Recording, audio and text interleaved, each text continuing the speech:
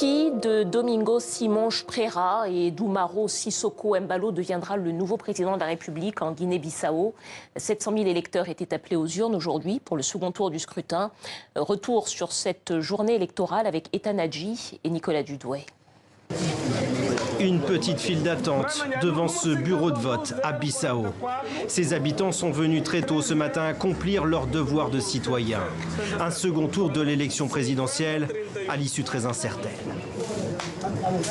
J'espère que le nouveau président sortira le pays de la crise. Je ne veux pas qu'il y ait de problème en Guinée-Bissau. Je veux que la paix revienne et j'espère que le perdant acceptera les résultats du vote. C'est avec le sourire et confiant que Domingos Simões Pereira a voté pour ce second tour. Le chef de file de la principale formation du pays, le Parti africain pour l'indépendance de la Guinée et du Cap-Vert, est arrivé en tête du premier tour avec plus de 40% des suffrages. Le peuple bissau-guinéen est confiant. Je reste confiant parce que j'accompagne le peuple bissau-guinéen. Visage fermé, Umaro Sissoko Embalo a lui déposé son bulletin dans l'urne. Le leader du MADEM G15, premier parti d'opposition au Parlement, a fait alliance avec les plus importants vaincus au premier tour. Mais il craint une chose, la fraude. Avant le vote, comment le président de CENI peut dire à ses collaborateurs, écoute, on doit faire tout, qu'Embalo passe pas. Ça c'est très grave. Dans ce pays d'Afrique de l'Ouest très instable politiquement, les défis pour le vainqueur du scrutin présidentiel sont nombreux. La priorité, combattre la pauvreté. Ici, près de 70% des habitants vivent avec moins de 2 $ par jour.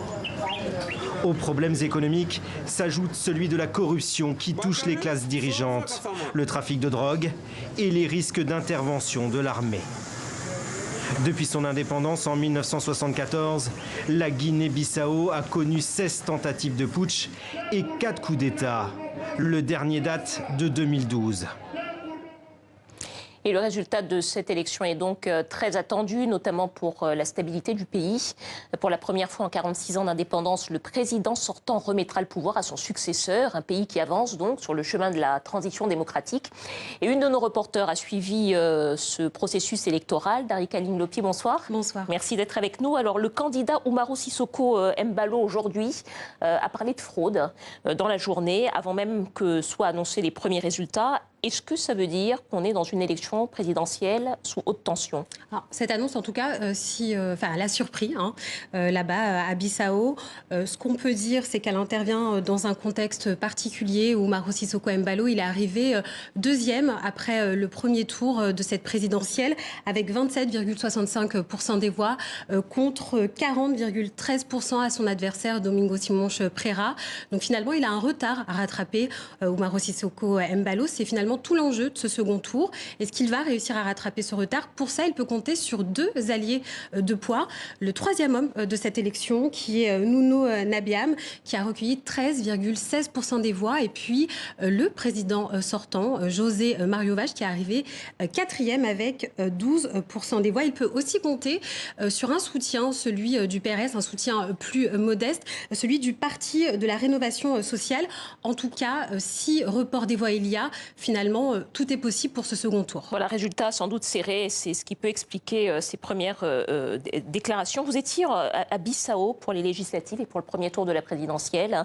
Vous avez suivi toute la campagne également. Au vu du déroulement de la journée électorale, est-ce que vous êtes confiante? Est-ce qu'on peut être confiant sur l'issue de ce processus électoral? Alors en tout cas, les Bissau-Guinéens, eux, ils veulent y croire. Tous ceux à qui j'ai pu parler, alors que ce soit pendant les législatives au mois de mars dernier ou pendant le premier tour de cette élection présidentielle, quand vous parlez aux Bissau-Guinéens, ils vous disent finalement, nous ce qu'on veut, c'est que cette élection, elle se passe dans le calme, peu importe qui gagne, d'Umaro Sissoko ou de Domingos Simões Pereira.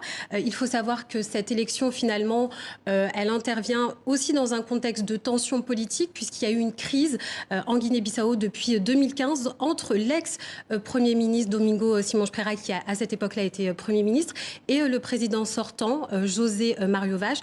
Depuis, il y a eu une valse des premiers ministres pour le président sortant, José Mario Vaz. Donc, lors de cette couverture de la présidentielle, j'ai pu constater finalement que tout s'est passé dans le calme.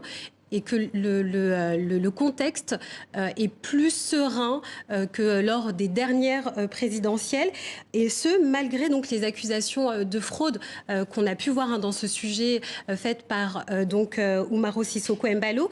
Et c'est confirmé par les journalistes qui sont sur place aujourd'hui. Des journalistes locaux m'ont confirmé que finalement le contexte était aussi paisible que pour le premier tour de cette présidentielle. Merci beaucoup, Darik Aling Lopi, reporter à TV5 Monde. Merci à vous.